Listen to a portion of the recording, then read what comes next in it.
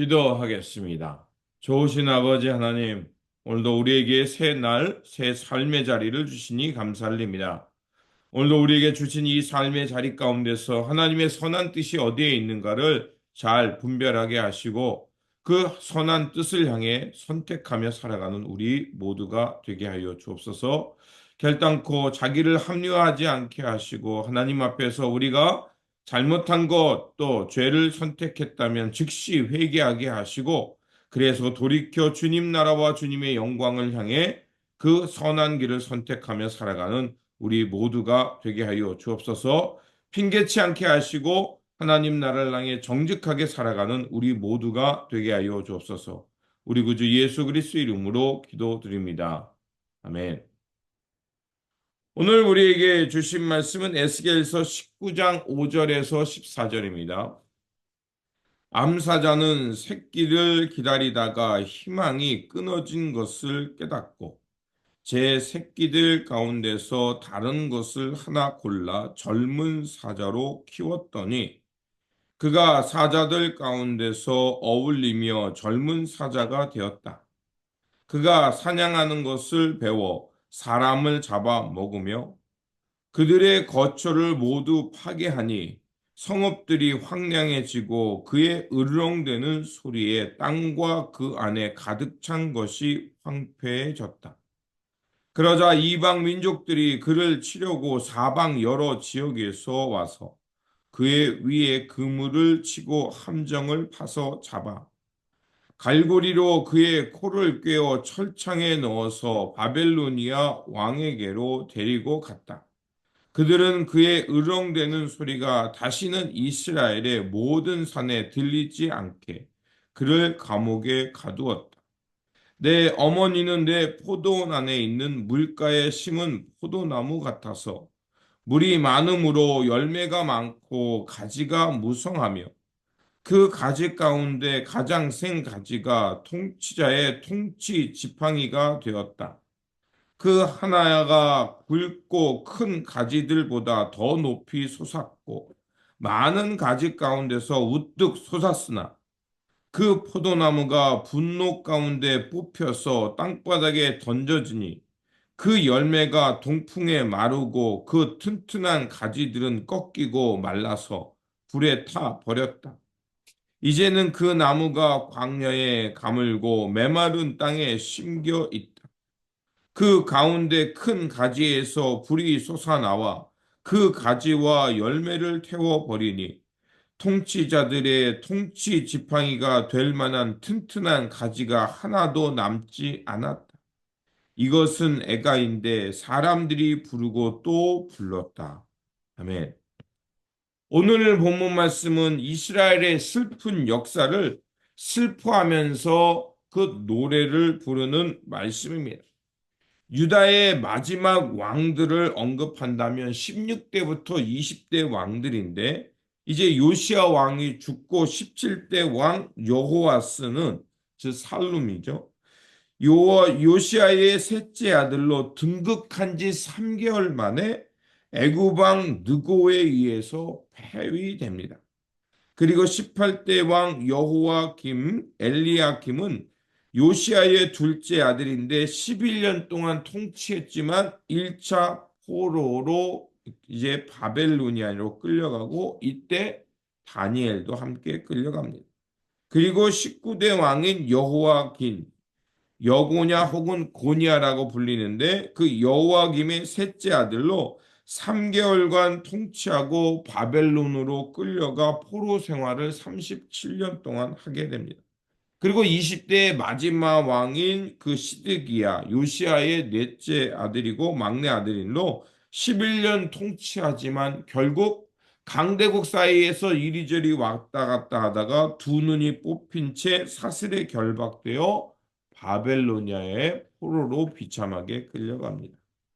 자, 이 이야기와 이 역사, 그리고 그 속에서 오늘 본문 속에 드러나는 그 새 왕의 운명들은 무엇을 말하냐면 그 마지막, 유다의 마지막 때 왕들의 그 통치 기간과 그 사이에 있었던 슬픈 역사들을 말하는 것입니다.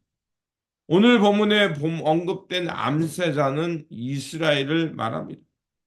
그 암세자가 저희 희망이 없자 자기들 가운데 자기의 새끼 가운데서 하나의 젊은 사자를 키워냈습니다.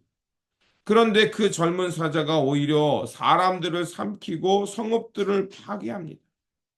이것은 여호와스나 혹은 여호와긴을 말하는 것인데 그들이 그 젊은 사자로서 자기의 민족을 보호한 것이 아니라 오히려 이리저리 방황하면서 갈팡질팡하다가 나라를 멸망에 이르고 백성들을 위험에 빠뜨렸다는 것을 말합니다. 에스겔은 그때 그 이스라엘의 비극적인 역사를 슬퍼하면서 노래를 부르고 있는 겁니다. 유다 왕들 중에 특히 후기의 왕들은 하나님을 의지하기보다는 어떤 게 자기의 유리한가 강대국 틈바구니에서 이리저리 왔다 갔다 하다가 하나님의 언약도 버리고 또 그 슬픈 그 강대국의 틈박의 역사 속에서 결국 이리저리 유린당하다가 패망에 이르고 많은 백성들은 그 도탄에 빠지게 하는 그 역사가 됐던 겁니다.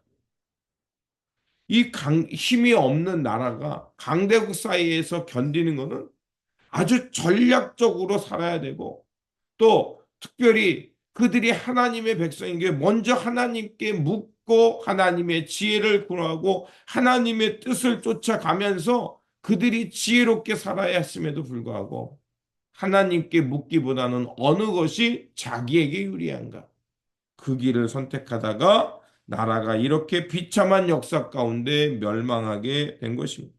그리고 10절에서 14절에 포도나무의 비유가 나옵니다. 포도나무가 크게 자라서 통치자의 지팡이처럼 이렇게 잘 섰는데 그것이 어느 날 뽑혀서 광야에 팽개치고 불에 타고 이리저리 그을리게 되면은 어떻게 됐다는 얘기입니까? 이제는 나라를 통치할 만한 사람들이 나지 않았다는 것입니다. 여기서 포도나무는 유다를 말합니다. 그렇게 비옥한 땅에 좋은 포도주가 심겨서 하나님의 대리자로 백성들을 다스릴 왕이 어찌된 일인지 이리저리 유린당하다 광야에 뽑혀서 심기게 됐으니 가지는 메말라 버리고 열매는 사라지니 그 땅이 얼마나 비참한가를 말하고 있는 겁니다. 바벨론의 포로로 끌려가 있던 사람들은 지금 이런 것을 노래를 지어서 부르고 있습니다. 한때 자기들이 그 열매가 풍성한 포도나무였지만 지금은 애처로운 존재가 되어서 이렇게 비참한 나날을 보내고 있음을 이렇게 노래를 불러 슬퍼하고 있는 것입니다. 이런 애가는 다윗 왕조의 끝을 사망을 선포하는 것이었습니다. 통치자들의 통치 지팡이가 될 하나님의 풍성한 가지가 이제 하나도 남지 않고 메말라 버린 것입니다. 하나님을 떠나 강대국의 틈바구이에서 어느 것이 유리한가를 선택하다가 이렇게 메마른 가지가 되었고 광야에 던져져서 아무것도 기대할 수 없는 그저 메마른 가지가 된 것은 바로 그들의 삶을 슬퍼하는 것이었습니다. 하나님을 떠난 인생, 하나님 없이 강대국과 우상을 숭배했던 그 인생의 끝자락이 무엇인지 우리에게 말해주고 있는 것입니다. 하나님과의 언약을 떠나고 하나님이 아닌 것이 다른 것을 숭배할 때 그 끝의 운명은 비참함과 황폐함 뿐임을 우리에게 말해주고 있습니다. 그렇다면 이 이스라엘 역사가 우리에게 말해주고 오늘 이 땅에 그 이스라엘 역사를 읽으며 슬퍼하는 이야기가 우리에게 말해주는 것이 무엇일까요? 바로 하나님의 백성은 하나님의 언약과 하나님의 형상을 따라 살아갈 때 우리 안에 슬픔이 기쁨이 되고 그 애가 슬퍼하던 그 탄식이 찬가로 변화될 것임을 우리에게 말해주고 있는 겁니다.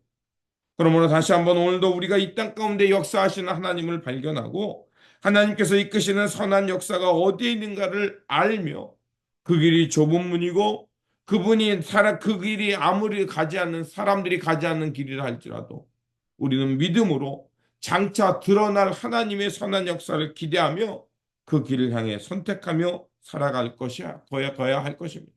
그것이야말로 하나님께서 기뻐하는 하나님 나라의 길이며 또 그 길에서 우리가 함께 돌보고 섬기며 사랑하고 하나님의 평화를 일구어갈 때 마침내 하나님께서 이 땅을 회복하시고 하나님의 평화가 우리 가운데 임하게 될 것이라 믿습니다. 이러한 믿음의 길을 걷는 이 땅의 남은 자들이 되시기를 주님의 이름으로 축원드립니다. 기도하겠습니다. 역사의 주관자이신 하나님, 하나님을 떠난 백성들이 슬픔의 노래를 지어 부르는 것을 보게 되었습니다.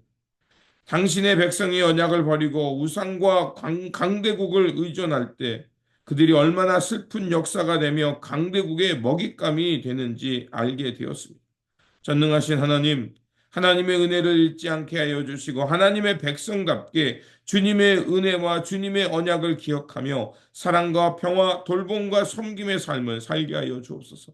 그리 비록 어렵고 좁은 문이라 할지라도 그 길을 향해 나아감으로 마침내 하늘의 평화를 가져오는 평화의 사도들, 평화의 통로들 되어 살아가는 믿음의 사람들 되게 하여 주옵소서. 우리 구주 예수 그리스도 이름으로 기도드립니다. 아멘.